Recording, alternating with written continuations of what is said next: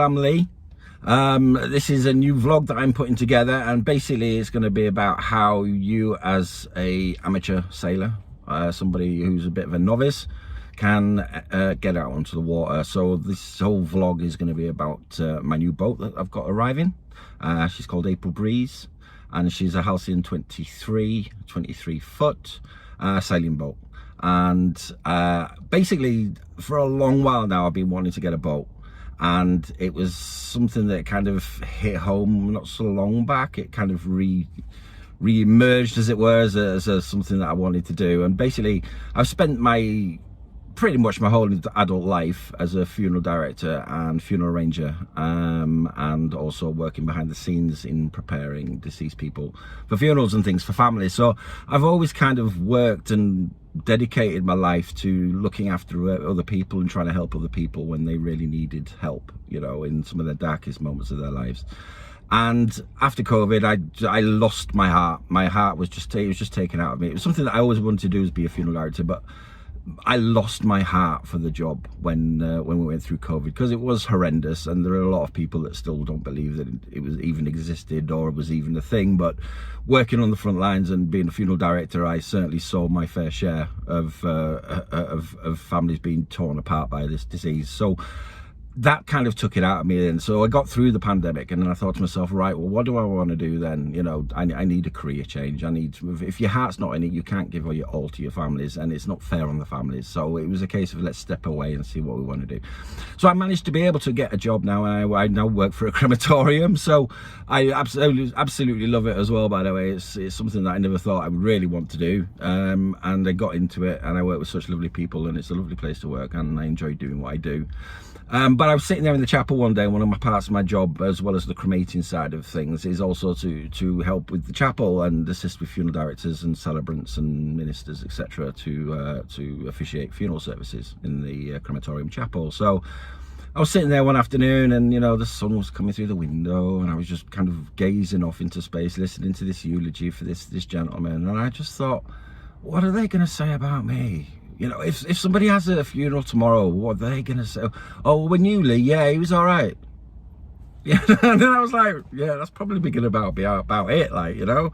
There'll probably be a few that turn up and go, yeah, well, let's just put the fucking hand grenades in and make sure he's gone. But it's a case of like, you know, I wanted to do something for myself and started to think about that and think, well, what do I want? You know, this is, I'm nearly 50 now. So, I mean, suppose you could call it a was it a midlife crisis, I suppose they call them. But it was just a case of it's something that I wanted to do. And I thought to myself, do you know what, before I die, which isn't going to be long, I'm 50 nearly now, I might as well just get on and do something that I really want to do. And I started thinking about the boats again, and I started thinking about yachts, and I started thinking, right, okay, well, you know, I'm a novice, I'm an amateur, how do I go about doing this? And started watching a few YouTube videos, and a few friends on YouTube, Bumbling Sailors, one of them, I started watching his channel, and he was in the same situation, kind of just got up and just got on with it, and just thought, do you know what, I'm not getting any younger, I want to sail, I'm going to go and do it. And he did it, and fair play to the guy. I love watching his videos, so check him out as well, Bumbling Sailor. He's a really nice guy. And then I started getting a bit deeper into it then with the guys like Tom Cunliffe as well. He was a really, really lovely old boy. He's a proper, like, you know, old-time sailor, like, and some of the things that he can teach you in just his little 30-minute videos as well were kind of making me think, right, well, I could do this then. I could actually go off and sail, you know.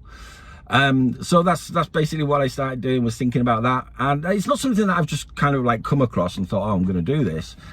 It's something that I've been thinking about for maybe a year now. It's been in the back of my mind, playing on me. And, you know, for the past 6 months, I've really kind of just gone with it now and started, you know, watching a lot of videos and reading up and doing whatever I can in research and things like that. So that was kind of where I was going with it and what I was doing at the time. And then I got to a point where I started looking online and looking at the different boats and things and thinking, right, well, what do I really want? And I kind of asked the universe. I mean, it sounds crazy, all right, you know, some people might not believe this, but I kind of asked the universe. I was laid in bed one night, I was thinking, I want to sail. I want my own boat, but how do I do this? What do I do? You know, how am I going to get at this? And it's the financial side of it that was more of an issue for me. You know, it was kind of like, well, I don't really earn a lot of money. I'm not a hugely paid person at all for what I do. But I started thinking, well, you know, maybe if I pay off the car, you know, I've got this bloody RAV4 that I'm still financed up for the next 2 years on.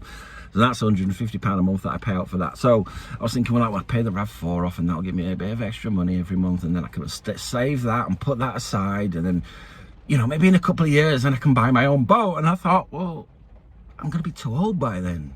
You know, I'm going to be like 52 nearly. I'm thinking, I don't know if I've had a couple of years in the water by the time I get to that point, you know. My dream is, my actual dream is to be able to sail around the Mediterranean when I've retired, is to be able to go off and sail around the Med and see some of the beautiful places around the Mediterranean. So that's kind of in the back of my mind. So to do that, I need to get a better boat than what I've just got.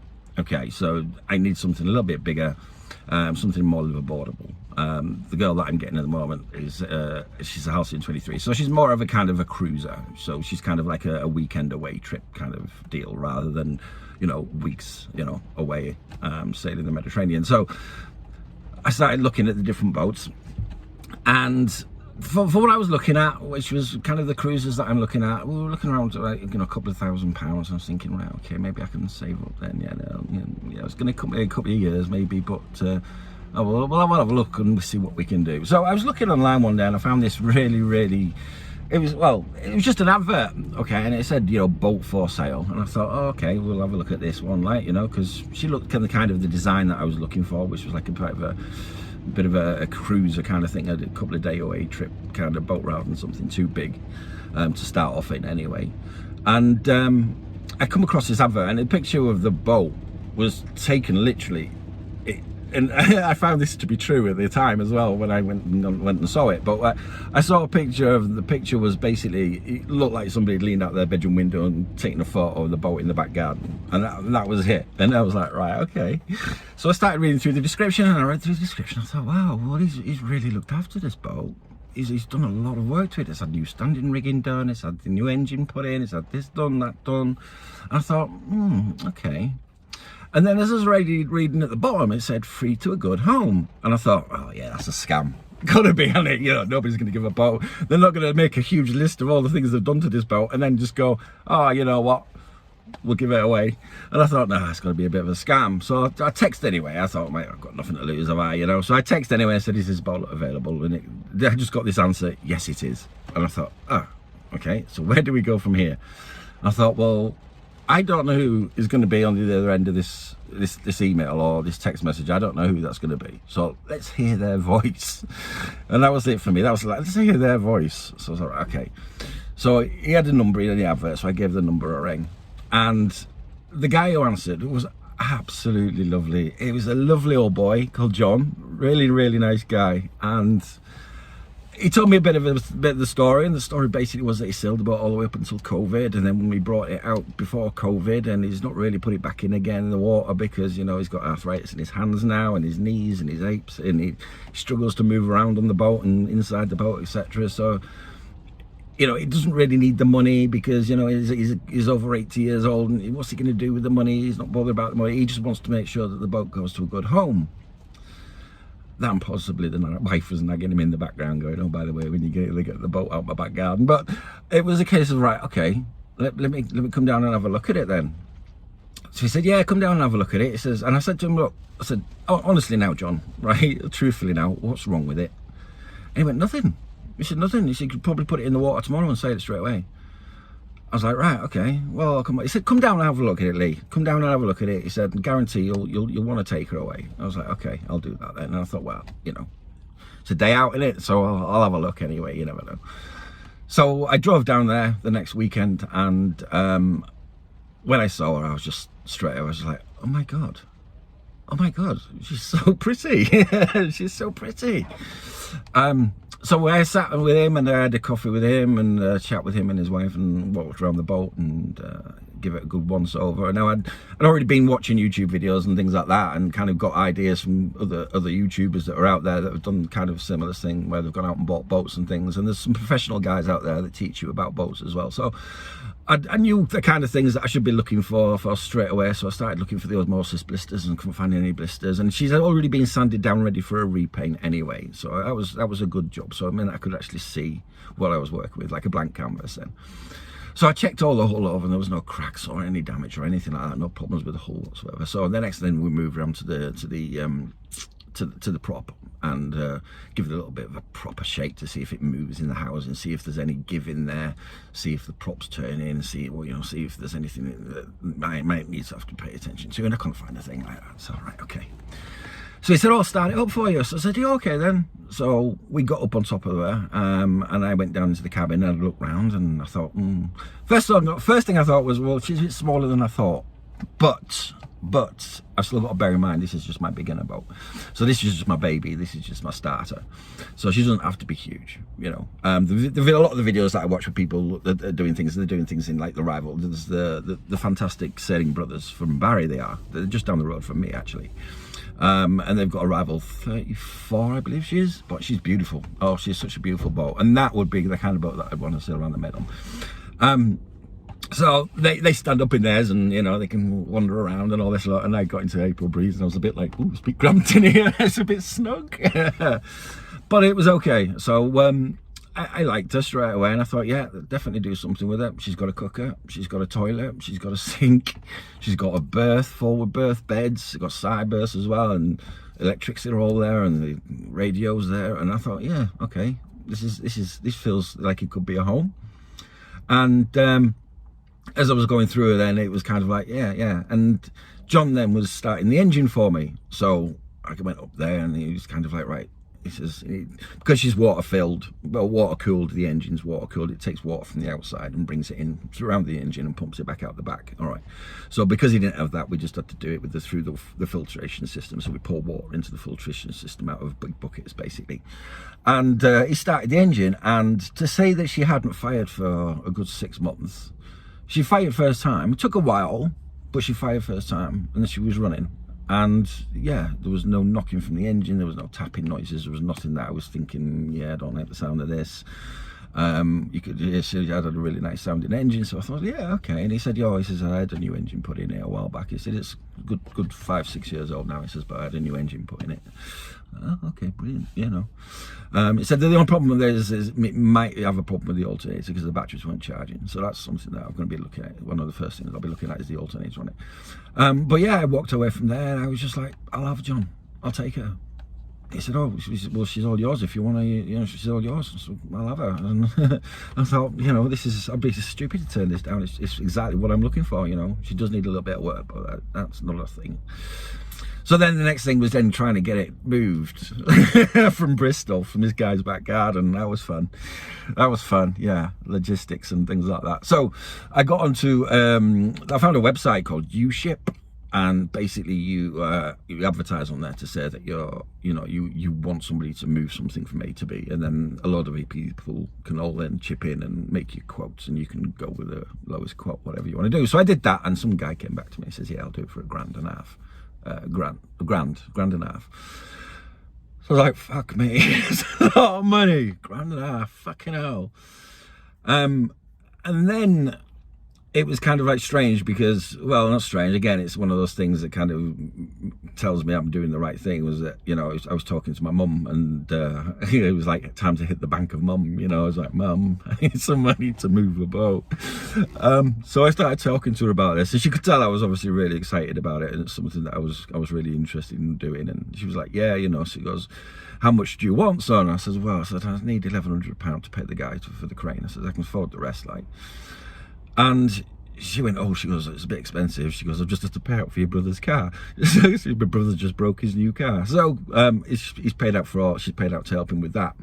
So it's like, right, she goes, I can do half and give you like £500-600. She goes, but I can't really do £1,000, you know. I'm a pensioner. And I was like, yeah, I know, no worries. I'll see what I can do.